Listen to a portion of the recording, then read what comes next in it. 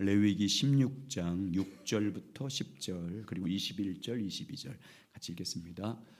구약성경 레위기 16장 6절부터 10절까지 말씀 먼저 읽겠습니다. 레위기 16장 6절부터 10절 시작. 아론은 자기를 위한 속죄제의 수송아지를 들이되 자기와 집안을 위하여 속죄하고 또 그 두 염소를 가지고 회막문 여호와 앞에 두고 두 염소를 위하여 제비 뽑되 한 제비는 여호와를 위하여 한 제비는 아사셀을 위하여 할지며 아론은 여호와를 위하여 제비 뽑은 염소를 속죄제로 드리고 아사셀을 위하여 제비 뽑은 염소는 산채로 여호와 앞에 두었다가 그곳으로 속죄하고 아사셀을 위하여 광야로 보낼지니라. 아멘. 자, 21절 22절 시작. 아론은 그의 두 손으로 살아있는 염소의 머리에 안수하여 이스라엘 자손의 모든 불의와 그 범한 모든 죄를 아뢰고 그 죄를 염소의 머리에 두어 미리 정한 사람에게 맡겨 광야로 보낼지니 염소가 그들의 모든 불의를 지고 접근하기 어려운 땅에 이르거든 그는 그 염소를 광야에 놓을지니라. 아멘. 우리 제목 한번 같이 따라서 해주죠. 아사셀을 위하여 광야로 보낼지니라. 같이 있습니다. 시작. 아사셀을 위하여 광야로 보낼지니라. 아멘. 성경에도 숨은 그림들이 많이 있습니다. 특별히 구약 성경에 보면 예수님에 관한 숨은 그림이 아주 많습니다. 성경의 숨은 그림은 이렇습니다. 구약은 예수님에 관한 예언의 말씀이고 신약은 그 예언의 말씀이 실제로 성취한 말씀입니다. 그 중에서 대표적인 게 바로 예수님의 십자가에 관한 말씀입니다. 십자가가 신약에 있는 것 같지만 구약이 얼마나 많이 모형으로 보여준지 모릅니다. 그래서 그것을 가리켜서 신학에서는 예표론, 모형론이라고 말합니다. 구약의 말씀이 모형, 예표입니다. 그리고 신약은 그 예표가 실제 모습을 보여준 원형입니다. 다시 말하면 구약의 말씀은 예고편이라고 말하면 신약의 말씀은 본편입니다. 사도 바울로 표현하면 구약 성경은 그림자고 신약의 말씀은 실체입니다. 실상입니다. 예수님이 십자가에 달려 죽으신 것은 지금으로부터 2000년 전입니다. 그런데 예수님이 이 땅에 태어나기 전을 BC라고 하지 않습니까? 그 BC에 이미 수천 년부터 예수님의 십자가 고난이 준비되었고 예언되어 왔습니다. 구약에 활동하는 선지자들을 통해서 하나님의 사람들을 통해서 기록된 하나님의 말씀인 성경을 통해서 이미 예수님이 이 땅에 오셔서 고난받고 죽으시고 그리고 더 나아가서 부활하고 승천하고 재림하는 이 모든 말씀들이 구약 성경의 수천 년부터 수백 년 전에 이미 예언되어 있습니다. 예수님의 십자가의 고난과 죽음의 사건은 하루아침에 그냥 이루어진 사건이 아닙니다. 이미 하나님께서는 수많은 선지자를 통해서 미리 말씀했습니다. 예수님께서 이 땅에 태어나기 전 몇천 년부터 또는 몇백 년 전에 예수님께서 인간의 죄를 위해서 당할 모든 고난에 대해서 구약 성경을 통해서 예언으로 미리 말씀해 주셨습니다. 어떻게 고난을 당할 것인지 어떻게 죽을 것인지 이미 다 미리 말씀하여 보여주셨습니다. 그러니까 예수님의 말씀이 하나님의 말씀인 성경을 이렇게 정리할 수 있습니다. 구약 성경은 예수님에 대한 예언이고 신약 성경은 그 예언에 대한 성취입니다. 다르게 표현하면 구약은 예수님에 대한 예고편이고 신약은 예수님의 본편입니다. 정말 구약 성경을 잘 살펴보면 예수님의 십자가에 관한 예고편이 많이 나옵니다. 예수님의 탄생이라든지 예수님의 탄생할 장소에 대한 예언이라든지 이런 것 말고도 예수님의 십자가 고난과 죽음에 대한 예고편이 수없이 많습니다. 예수님의 죽음의 의미를 보여주는 것들을 깊이 모형으로 여러 가지 제사라든지 말씀이라든지 절기라든지 이 모든 것을 통해서 예수님이 십자가에 흘린 특별히 그 피의 의미, 예수님이 흘린 그 피의 의미의 영적인 의미를 아주 시각적으로 구체적으로 우리에게 설명해 주고 있습니다. 그래서 오늘 예수님의 십자가의 고난을 통해서 구약 성경에 이 사순절을 맞이해서 구약 성경에 나타난 예수님의 예고편, 특별히 예수님의 십자가 그리고 그 피에 대한 예고편을 지금 살펴보고 있습니다.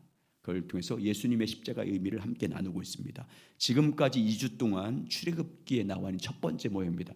더 구체적으로 살펴보면 창세기에 나오는 어린 양, 하나님께서 범죄한 아담과 하와의 옷을 입혀주기 위해서 어린 양을 잡아서 가죽 옷을 만드는 사건이 첫 번째 모형이긴 하지만 구체적인 것은 출애굽기 12장에 나와 있는 우리가 지난주까지 살펴본 유월절 어린 양이 나옵니다. 이스라엘 백성들을 풀어주지 않는 바로 왕을 심판하기 위해서 10번째 장자 재앙을 내리지 않습니까? 집집마다 장자를 죽게 합니다. 그때 하나님께서 자기 택한 백성인 이스라엘에게는 그 재앙을 피할 수 있는 방법을 알려주십니다. 그 방법이 뭡니까? 어린 양을 잡아서 그 피를 문설주와 인방에 바른 것입니다. 그러면 죽음의 사자가 그 피를 보고 넘어간다는 말씀입니다. 이 말씀을 믿고 이스라엘 백성들이 어떻게 합니까? 말씀하신 대로 점없고 흠없는 어린 양을 잡아서 그 피를 문설주와 인방에 바릅니다. 그리고 그 밤에 고기는 구워서 먹습니다. 그러자 그날 밤 죽음의 천사가 애굽의 모든 장자들과 짐승의 첫 새끼를 다 심판합니다. 바로 왕의 장자로부터 시작해서 가장 밑에 맷돌을 돌리는 노예의 장자까지 다 죽임을 당합니다. 그러나 어린 양의 피가 문설주에 발라진 이스라엘 장자들은 어떻게 됩니까? 죽음의 사자가 다 넘어갑니다. 피를 보고 그 피를 발라진 것을 보고 죽음의 사자가 왔다가 그 장자의 집은 죽이지 않고 그냥 다음 집으로 넘어갑니다. 그래서 넘어갔다라는 의미에서 그 절기의 이름을 뭐라고 짓습니까? 패스오버, 넘어갔다, 유월절이라고 부르게 됩니다. 유월절 그 어린 양의 피, 죽음의 사자로부터 죽음을 당하지 않도록 문에 발라진 어린 양의 피가 누구의 피를 모형으로 보여준 것입니까? 예수님이 십자가에서 흘린 피를 예표로 모형으로 보여준 것입니다. 미리 하나님이 보여준 거예요. 예수님의 십자가의 보혈의 피로 우리를 구속해 줄 것을 미리 알려주기 위해서 모형으로 구약 성경을 통해서 보여준 것입니다. 어린 양의 피를 보고 죽음의 사자가 넘어가는 것처럼 앞으로 오실 예수 그리스도가 십자가에 흘린 그 피를 믿으면 그 피를 마음의 신비에 바른 자마다 예수님의 피를 보고 그 죄를 용서해 주시고 죄와 사망으로부터 구원해 주실 것을 예표로 보여준 사건이 첫 번째 유월절 어린 양입니다. 두 번째 오늘은 바로 구약 성경에서 예수님께서 십자가에 당할 고난을 가장 잘 보여준 예고편 절기를 통해서 말씀합니다. 오늘은 우리의 모든 죄를 용서하기 위해서 예수님께서 당하실 고난과 죽음을 가장 리얼하게 예고해 주는 가장 중요한 절기가 바로 대속죄일입니다. 오늘 레위기 16장에 나오는 대속죄일에 거행된 속죄제사입니다.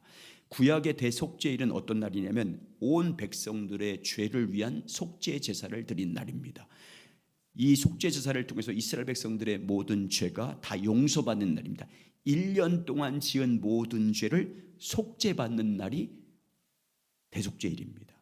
그러니까 이스라엘 백성들에게 있어 가장 큰 절기입니다. 가장 큰 절기, 가장 축제의 날, 하나님 앞에서 속죄의 제사를 통해서 모든 죄가 용서받는 축제의 날입니다. 가장 큰 기쁨의 날. 구약시대 이스라엘 사람들은 지금의 양력, 우리가 쓰는 당력과 다른 종교력을 가지고 있습니다. 유대력이라고 말합니다. 유월절이 있던 그 달이 1월입니다. 니산월 1월이에요. 그리고 오늘 유대 절기가 이 대속죄일은 7월 달입니다. 7월 10일. 유대력으로 이스라엘 종교력으로 7월 10일을 속죄일을 지키라라고 명령하십니다. 이 속죄일은 온 유대 백성들의 죄를 속죄하는 그런 날입니다. 그러니까 이스라엘 절기 중에서 가장 클라이막스이고 가장 하이라이트라고 할 수 있습니다. 그래서 속죄일에 드린 제사 절차는 아주 복잡합니다. 모든 절차를 간단하게 간추려 놓은 구절이 오늘 본문인 16장 레위기 16장 6절에서 10절입니다. 자, 먼저 6절 같이 읽겠습니다. 자, 시작. 아론은 자기를 위한 속죄제의 송아지를 드리되 자기와 집안을 위하여 속죄하고. 아멘. 가장 먼저 무엇을 하냐면 대제사장, 이때 아론이니까 대제사장이 그 모든 것을 제 속죄일에 이루어질 일을 집례하는 사람이기 때문에 먼저 자기와 가족을 위한 속죄 제사를 먼저 드립니다. 그 이유는 모든 백성을 대표해서 속죄 제사를 집례하는 대장 아론이 먼저 용서를 받아야 되기 때문입니다. 대속죄의 날, 백성들의 죄를 대속하는 날인데 대제사장이 먼저 용서를 받지 않으면 안 되지 않습니까? 죄를 지은 모습으로 백성들을 위해서 속죄 제사를 드릴 수 없습니다. 대제사장이 똑같은 죄인이기 때문입니다. 그래서 가장 먼저 자기와 자기 가족을 위한 속죄 제사를 먼저 드립니다. 그리고 제사를 위한 속죄 제사가 끝나면, 제사장 자신을 위한 속죄 제사가 끝나면 다음으로 무엇을 하냐면 7절입니다. 자, 7절 있습니다. 시작. 또 그 두 염소를 가지고 회막문 여호와 앞에 두고, 이 두 마리 염소를 가지고 속죄 제사를 드렸습니다. 한 마리 염소는 여호와를 위한 속죄제로 드렸고, 또 다른 한 마리는 아사셀을 위해서 산채로 하나님의 백성의 죄를 짊어지고 광야로 보내게 됩니다. 자, 8절 보겠습니다. 8절 시작. 두 염소를 위하여 제비 뽑되 한 제비는 여호와를 위하고 한 제비는 아사셀을 위하여 할지니. 두 염소는 똑같은 크기의 모양으로 염소를 골라야 합니다. 그리고 흠없는 수컷을 선정해야 됩니다. 백성의 죄를 대속하는 염소이기 때문에 흠이 없으면 속죄 제물이 될 수 없습니다. 흠없는 제물이 되어야 하나님께 속죄 제물을 드릴 수 있고 백성의 죄를 대속할 수 있습니다. 하나는 여호와를 위하여 속죄 제물로 죽여서 드려지고, 다른 하나는 아사셀을 위해서 산채로 두었다가 백성을 위해서 속죄를 하고 광야로 드려집니다. 대제사장은 제비를 뽑아 두 마리 중 제비를 뽑아서 결정하는데 각각 머리 위에 손을 얹고 안수기도를 하게 됩니다. 자, 9절을 보면 아론은 여호와를 위하여 제비 뽑은 염소를 속죄제로 드리고, 한 마리는 누구를 위해서 선택을 하냐면 여호와를 위하여 선택됩니다. 이것이 속죄제를 위한 염소입니다. 흠없는 염소가 인간의 죄를 대신하여 피를 흘리고 죽습니다. 대제사장은 그 피를 가지고 1년에 한 번 그 속죄일 날 지성소에 그 피를 가지고 들어가서 지성소 안에는 속죄소 위에 피를 뿌리게 됩니다. 그러면 속죄소 위에 뿌려진 그 피를 보고 하나님께서 1년 동안 지은 이스라엘 백성들의 모든 죄를 사해 주십니다. 그 염소가 흘린 그 피, 속죄소, 지성소 안에는 속죄소에 뿌려진 피를 보고 백성들의 모든 죄를 1년 동안 지은 모든 죄를 용서해 주십니다. 이것이 대속의 원리입니다. 누가 죄를 지었습니까? 이스라엘 백성들이 죄를 지었습니다. 죄인이 누구예요? 이스라엘 백성입니다. 근데 죽음은 누가 당했습니까? 속죄 제물인 염소가 대신 죽습니다. 대신 백성들을 죄를 위해서 피 흘려 죽습니다. 그러면 하나님께서는 누구를 용서해 주냐면 이스라엘 백성들의 죄를 용서해 주십니다. 죄인인 이스라엘 백성들을 죄를 위해서 대신 죽은 염소의 피를 보고 하나님은 이스라엘 백성들의 죄를 대속해 주신 것입니다. 이것을 이렇게 하라고 하나님이 말씀해 주는 거예요. 이렇게 해라. 너희들 죄 용서받는 것 1년에 한 번씩 이렇게 해야 용서받는다라는 것을 미리 보여준 거예요. 왜? 모형으로. 앞으로 궁극적으로 실체가 와서 하실 것을 모형으로, 예표로 보여준 대속의 원리입니다. 이 원리가, 이 대속의 원리가 적용된 곳이 어디입니까? 예수님의 십자가 피입니다. 죄인은 누굽니까? 우리들, 모든 인간이 죄인들입니다. 누가 죄를 졌습니까? 우리 사람들이 다 졌습니다. 모든 사람이 죄를 범하였음에 하나님의 영광에 이르지 못하더니, 모든 인간은 죄로 범했기 때문에 누구도 하나님께 갈 수 없습니다. 의에 이룰 수가 없습니다. 죄의 싹스로 영원히 죽어야 합니다. 하나님의 진노를 받아야 되고 도저히 인간은 스스로 구원을 받을 수 있는 길이 없습니다. 그런데 하나님께서 어떻게 하십니까?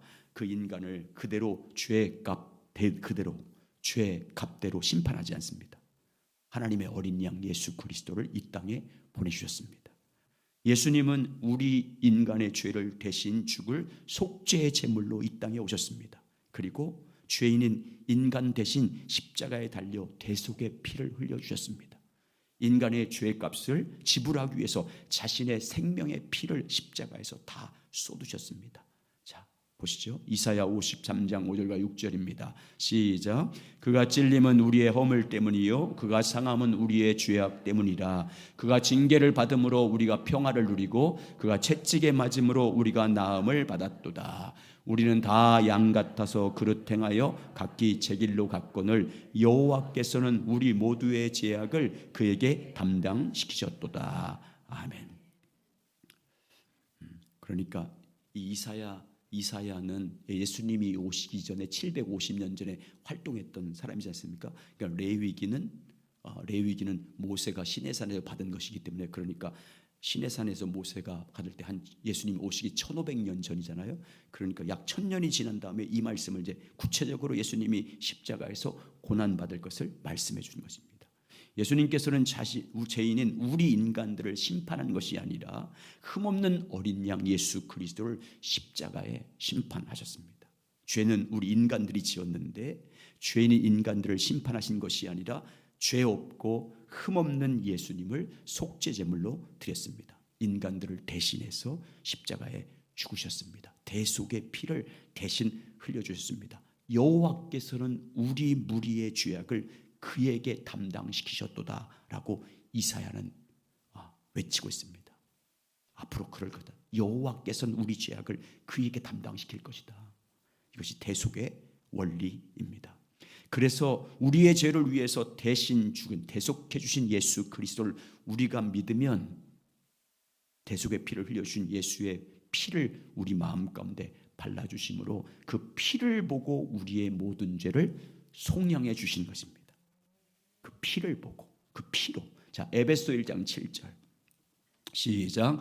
우리는 그리스도 안에서 그의 은혜의 풍성함을 따라 그 피로 말미암아 속량 곧 주사함을 받았느니라. 아멘. 오직 예수 그리스도를 믿으면 그 피로 우리를 속량해 주십니다. 그러므로 대속 제물이 돼서 우리를 대신하신 십자가에 못 박으신 그리스도를 믿어야 됩니다. 오직 믿음으로만 되는 줄 믿습니다. 여러분, 십자가에 못 박으신 예수 그리스도를 믿으십시오. 십자가에서 모든 구속의 피를 흘려주신 예수 그리스도를 마음 중심에 오직 믿고 사시길 예수님의 이름으로 축원합니다. 그리고 예수님께서 십자가에 흘리신 그 피의 능력을 믿어야 됩니다. 모든 죄를 속죄하는 능력, 예수의 피밖에 없음을 믿고 이제부터 하나님 앞에 설 때는 오직 우리는 나의 어떤 의로움, 내가 행한 행위를 자랑해서 의지해서 나가는 것이 아니라 오직 예수의 피만 힘입고 나가야 받아주십니다. 예수 십자가만 자랑하며 나가야 됩니다. 그 피 보혈만을 나의 유일한 의로 삼고 나의 유일한 자랑으로 삼고 내가 하나님 앞에 설 때 내가 내세울 만한 선한 것이 내게 일도 없습니다. 내게 주님 앞에 내세울 것은 예수의 피밖에 없습니다. 아마 그 피 의지하고 나가시길 주의 이름으로 축복합니다. 그래야 보혈의 능력이 임하는 거예요. 그래서 그 십자가의 능력과 은혜를 충만히 누리며 살아가시길 예수의 이름으로 축복합니다. 자, 이번에는 아사셀 염소 차례입니다. 10절. 자, 10절 같이 있습니다. 시작. 아사셀을 위하여 제비뽑은 염소는 산채로 여호와 앞에 두었다가 그것으로 속죄하고 아사셀을 위하여 광야로 보낼지니라. 아멘. 나머지 한 마리 염소는 어떻게 사용되어지냐면 아사셀을 위한 염소로 구별됩니다. 아사셀 염소는 죽이는 게 아닙니다. 산채로 두었다가 광야 벌판으로 보내집니다. 먼저 이 아사셀 염소의 히브리어 원어의 의미를 보면 염소가 에즈예요. 히브리어 말로 에즈, 염소라는 말과 떠나다 보내다라는 아잘이 합성어예요. 그러니까 아사셀 염소는 떠나가는 염소, 보냄을 받은 염소라는 뜻입니다. 말하자면 백성들의 모든 죄를 짊어지고 떠나가는 염소라는 뜻입니다. 대속죄일이라는 것이기 때문에 아사셀 염소를 보내는 절차가 있어요. 그게 21절, 22절입니다. 오늘 본문. 자, 어떻게 보내요? 동사를 잘 보세요. 동사들. 자, 동사 5가지가 핵심입니다. 자, 시작. 아론은 두 손으로 산 염소의 머리에 안수하여 이스라엘 자손의 모든 불의와 금원 죄를 고하고 그 죄를 염소의 머리에 두어 메리에 정한 사람에게 맡겨 광야로 보낼지니라. 염소가 그들의 모든 불의를 지고 무인지경에 이르거든 그는 그 염소를 광야로 놓을지니라. 안수하여 고하고 두어 광야로 보낼지니라. 지고, 이 말이 중요한 말씀이에요. 자, 설명드리겠습니다. 대제사장은 먼저 아사셀 염소의 머리 위에 두 손으로 안수합니다. 안수하는 거예요. 그 안수할 때 이스라엘 백성들이 1년 동안 지은 모든 죄와 불의를 다 고백합니다. 이게 염소에다 안수하면서 죄를 다 고백하는 거예요. 뭐 하는 거예요? 내가 지은 모든 죄를 염소에게 다 지금 넘기는 거예요. 다 넘기는 겁니다. 덮어 씌우는 거예요. 전가시키는 거예요. 아셀 염소에 안수할 때 지은 모든 죄와 모든 불의를 고백한다. 그 말은 백성들이 1년 동안 지은 모든 죄를 이 아사셀 양에게 다 전가시키는 기도를 한 것입니다. 죄는 누가 지은 거예요? 이스라엘 백성들이 지은 것입니다. 근데 그 죄가 누구에게 다 지금 뒤집어 씌우고 있는 거예요? 다 전가시킨 겁니까? 예? 죄가 전혀 없는 아사셀 양에게 모든 죄와 모든 불의를 전가시킨 것입니다. 모든 불의를 그에게 머리에 둔다, 넘긴다는 말이에요. 그러면 이스라엘 모든 죄를 짊어진 아셀 염소의 순환이 그때부터 시작됩니다. 그때부터 시작해요. 이스라엘 모든 죄를 짊어진 염소가 사람들에 이끌려서 예루살렘 거리를 통과해서 감람산을 지나서 요단강을 건너서 유대강으로 이제 버려지게 됩니다. 이스라엘 모든 불의와 죄를 지고 광야로 내보냅니다. 이때 이 염소가 예루살렘 거리를 지나가면 연도의 양도로에 이스라엘 백성들이 모여서 지나가는 세상의 모든 죄를 짊어지고 가는 염소에게 온갖 저주를 다 쏟아붓습니다. 침을 뱉고 돌을 막 때리고 털을 뽑고 회초리를 때려서 온몸이 피투성이가 되게 만듭니다. 이 아셀 염소가 누구의 죄를 지금 짊어가고 있어요? 자기들의 죄를 짊어가고 있잖아요. 지금 이스라엘 백성들의 모든 죄를 지고 짊어가고 있는데 그들은 어떻게 해요? 자신들의 죄를 짊어가건 어린 양 아셀 양에게 온갖 저주를 퍼붓습니다. 욕설을 퍼붓습니다. 모욕을 줍니다. 그것도 부주에서 회초리로 때리고 털을 뽑고 온 몸이 피투성이가 되도록 만들어버립니다. 그렇게 기진한 피에 범벅이 된 이 아셀 염소를 끌고 요단강을 지나서 무인지경, 사람이 없는 광야에 놓아둡니다.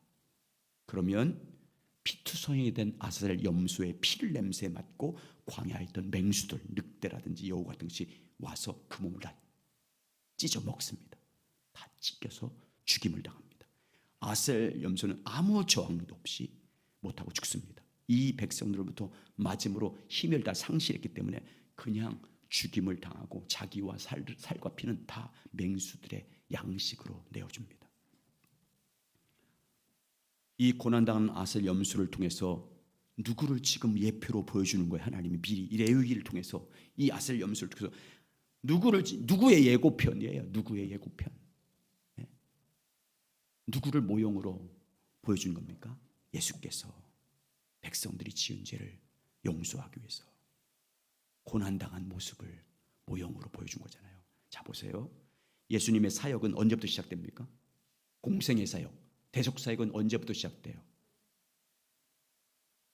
세례 요한이 세례 줄 때예요. 자, 세례 줄 때 온 백성들의 죄가 전가시키는 거예요. 세례는 세상 죄를 지고 하는 어린 양에게 아슬 양에게 대장이 안수하잖아요. 그처럼 세례 요한으로부터 예수님이 세례 받을 때 세상 모든 죄를 다 예수에게 뒤집어 씌우는 거예요. 전가되는 겁니다. 모든 죄가 예수에게 넘어가는 거예요. 그때부터 그래서 사도 바울이 세례 요한이 보라 세상 죄를 지고 가는 어린 양을 보라 이렇게 하잖아요. 다 짊어집니다. 세상 죄를 짊어진 예수께서 예루살렘에 잡히셔서 어떤 일 당하십니까? 아셀 염소처럼 그때부터 고난을 당합니다. 무수 사람들로부터 채찍에 맞고 찢기고 상처받습니다. 사람들은 예수를 향해서 침을 뱉습니다. 뺨을 때리고 주먹으로 때리고 채찍으로 때렸습니다. 돌팔매질로 때립니다. 머리에 가시관을 씌웠습니다. 예수님의 온몸은 피투성이가 됐습니다. 그리고 예수님은 아셀 버려진 양처럼 광야인 골고다 언덕으로 내버려지기 시작합니다. 십자가를 지고 십자가에 버림받습니다. 양손에 대못에 박혀 버림받습니다. 양발이 못 박힙니다. 그것도 모자라서 창으로 옆구리를 찔려서 죽입니다. 예수님의 몸에서 모든 물과 피를 다 쏟아 죽게 했습니다. 예수님께서 누구의 죄를 대신 지고 고난을 당한 것입니까? 누구의 죄를 대속하기 위해서 그런 고난을 당한 것입니다. 자기 백성들을 죄를 대신 지고 가는 것입니다. 그런데 그 백성들이 예수님을 어떻게 합니까? 자기 죄를 대속하기 위해서 오신 예수 그리스도, 그 십자가를 지고 가는 예수 그리스도를 때리고 욕하고 저주를 퍼붓습니다. 자기를 구원하러 오신 예수님을 저주하고 십자가에 못 박고 예수님의 몸에서 모든 피를 다 흘려 죽게 합니다. 그러니까 하나님께서 자기 백성들을 죄와 저주로부터 구원하기 위해서 자기 아들에게 인간의 모든 죄를 대속하기로 이미 결정하신 거예요. 이걸 미리 아스라엘 양쪽에 보여줬다는 것을 이미 결정한, 그것도 태초 창세전부터 아담이 범죄하는 순간부터 내가 인간의 모든 죄를 구속하기 위해서 내 아들을 아스라엘 양처럼 버리기로 작정하신 거예요. 자기 백성인 하나님의 이스라엘 백성들이 제사함 받는 대속죄일 절기 법을 통해서 두 마리의 염소를 통해서 속죄받는 방법을 가르쳐 주심으로 말미암아 올 인류를 구원하기 위해서 앞으로 내가 너희를 위해서 내 독생자, 흠없는 독생자 예수를 보내서 이렇게 속죄제물로 줄 것이라는 것을 계획하신 거예요.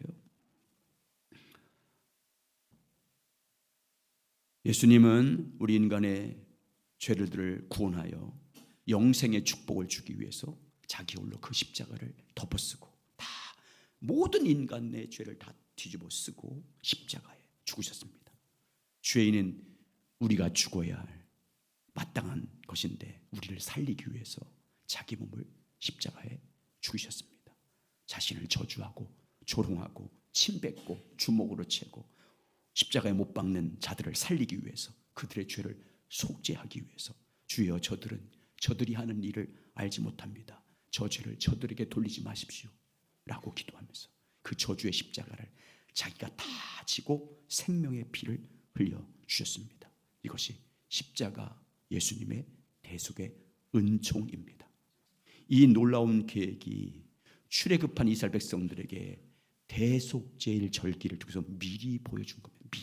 미리 알려주신 거예요. 미리.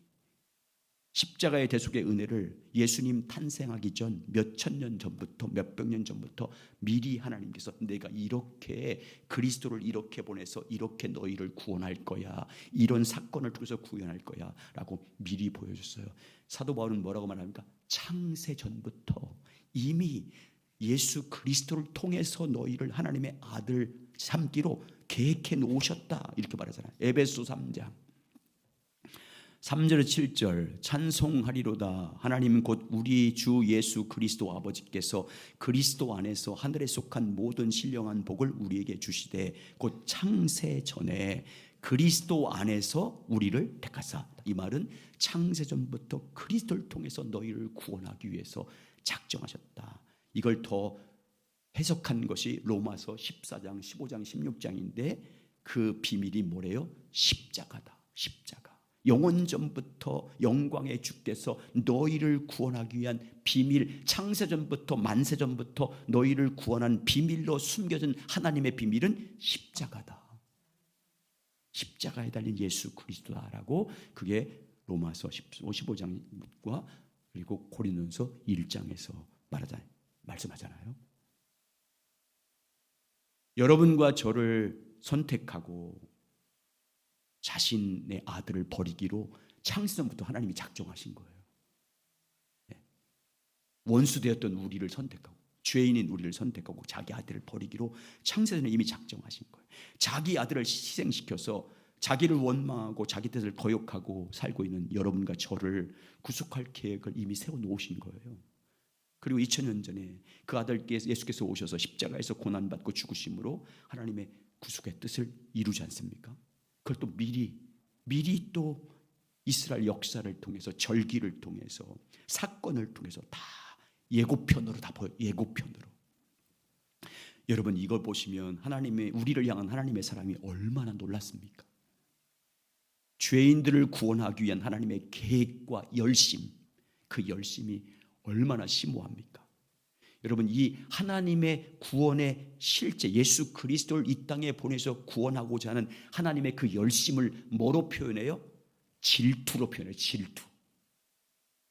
하나님이 자기 백성들이 하나님을 섬기지 않고 우상을 섬길 때 하나님 질투하신대. 그 질투가 그리스도까지 보내주신 거예요. 죄로 인한 스스로 자신을 구원할 수 없는 인간들을 형편을 아시고 이미 창세전부터 자기 아들 예수 그리스도를 희생하는 방법을 통해서 세상을 구원할 뜻을 계획하시고 그 기뻐하는 뜻대로 십자가를 통해서 구원의 길을 열어놓으신 이 하나님의 사랑을 보십시오.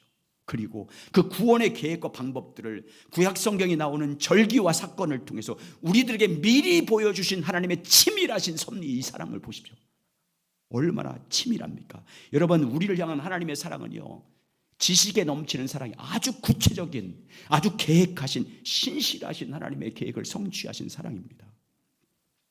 그래서 여러분, 오늘날 우리가 아무 공로 없지만, 내게 구원받을 만한 그 선한 것이 일도 없지만, 내가 주님 앞에 설 수 있는 그 영광에 도달할 수 있는 그 아름답고 선한 것이 우리에게 아무것도 없지만, 십자가에서 이 놀라운 사랑과 사랑을 베푸신 예수님을 나의 주님으로, 나의 구원자로 믿으면 하나님이 우리에게 하나님 주시는 그 놀라운 구원의 역사들을 보십시오. 얼마나 놀랐습니까? 첫 번째, 간단하게 몇 가지 나누면 어떤 은혜를 주십니까? 죄로부터 구원받아서 하나님이 우리를 의롭다고 해주잖아요.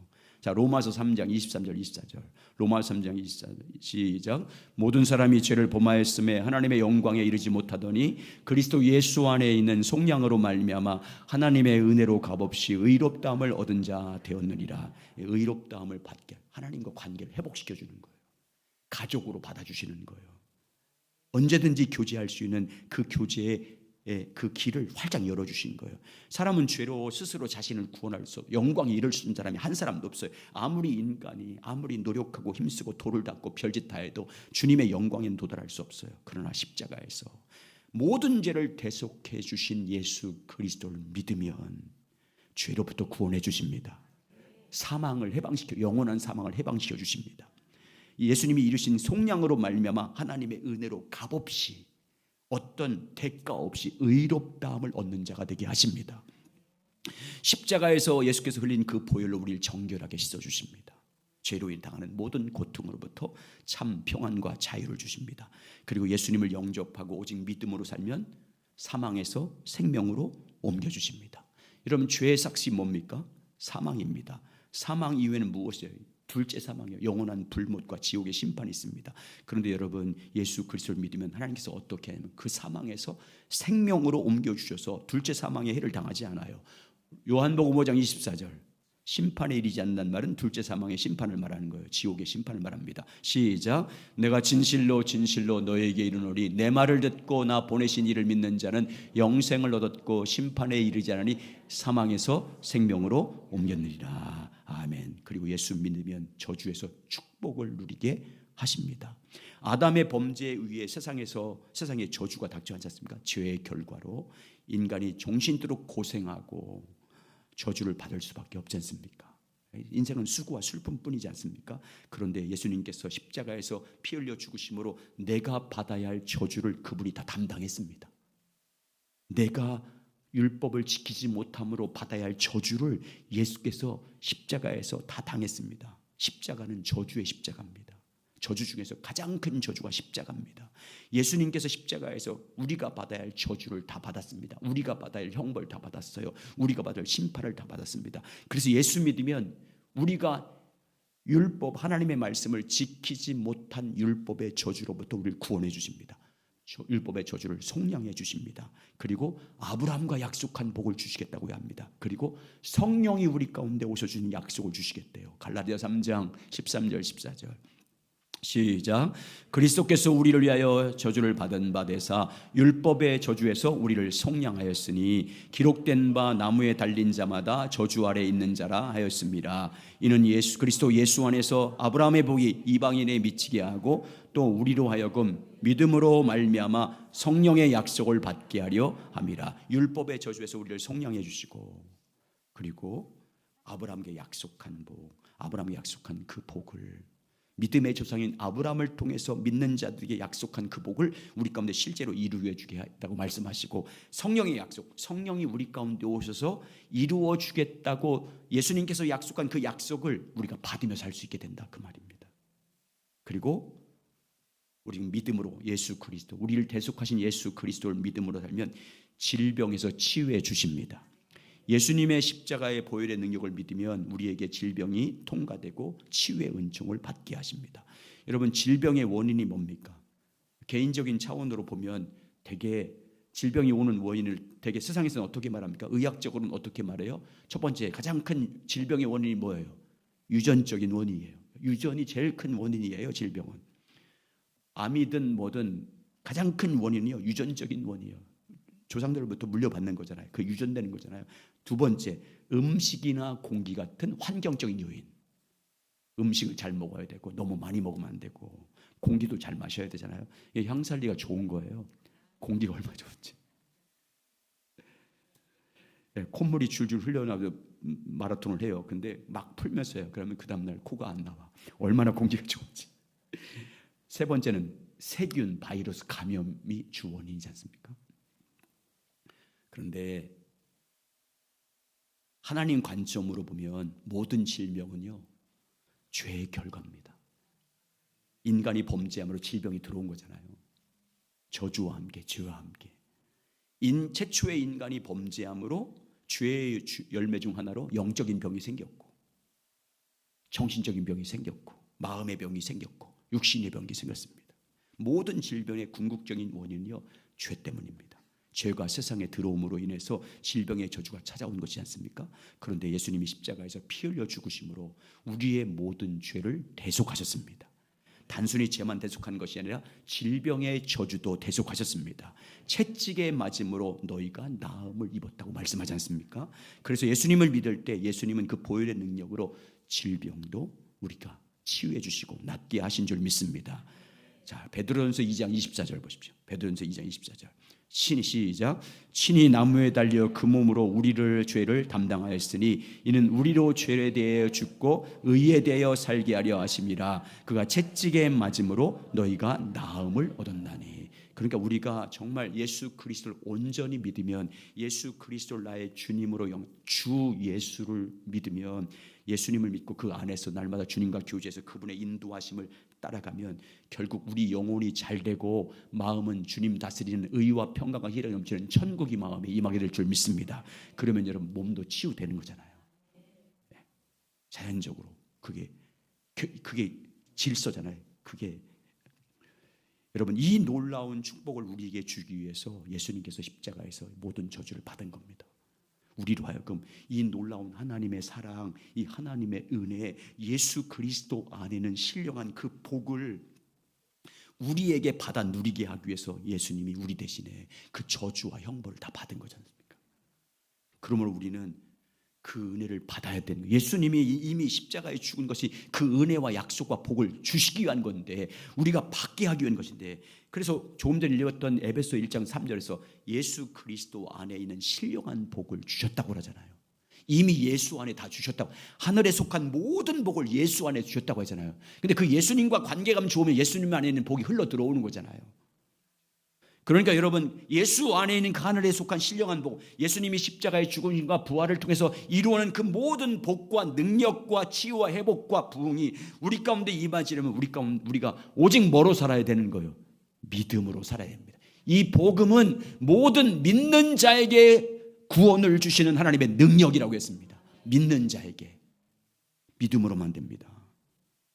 예수 그를 믿는 믿음으로만 십자가의 축복을 우리가 누릴 수 있고요, 예수 그리스도를 믿는 믿음으로 하나님이 약속한 아브라함의 축복을 우리가 받을 수 있습니다. 예수 그리스도를 믿되 하나님에 속한 모든 복을 받게 될 줄 믿습니다. 아브라함에 속한 모든 약속이라든지 성령이 우리 가운데 임하셔서 이루겠다는 그 모든 약속은, 따라서 하죠, 믿음으로만 됩니다. 따라서 내 말이 네가 믿으면 하나님의 영광을 보리라. 아멘. 믿음으로만 됩니다. 그래서 오직 의인은 믿음으로 말미암아 살리라. 믿음으로 살아야 됩니다. 오직 예수 그리스도, 십자가에 못 박힌 예수 그리스도, 그분만을 나의 구원자로, 나의 주님으로 믿어야 됩니다. 주님으로, 주인으로 믿어야 돼요. 그리고 주인으로 실제로 대접하고 살아야 돼요. 주인에게 늘 묻고 주인의 뜻이 뭔지를 알기를 갈망하고, 내가 가야 할 주의 뜻이 뭔지, 주의 길이 무엇인지 묻고, 그리고 여러분, 예수 그리스도께서 십자가에 흘린 그 피의 능력을 믿어야 됩니다. 예수께서 흘린 그 피로 모든 저주가 넘어갔음을 믿으시기 바랍니다. 예수의 흘린 피로 말미암아 모든 죄와 사망이 넘어간 줄 믿습니다. 모든 질병이 넘어간 줄 믿습니다. 그래서 이제부터 예수의 피를 힘입어서 하나님 아버지께 나가서 그 피 공로 의지에서 날마다 주님과 교제하시기를 주의 이름으로 축복합니다. 그래서 성령이 인도하는 대로 따라가셔야 돼요. 이제 성령이 가르쳐준 대로 순종하셔야 됩니다. 그래서 예수가 이루신 그 놀라운 은혜와 축복을 우리가 실제로 그 생명들을 누리고 그 은혜를 받고 그 은혜를 흘려보내는 축복의 통로가 되시길 예수님의 이름으로 축복합니다. 우리 함께 일어나서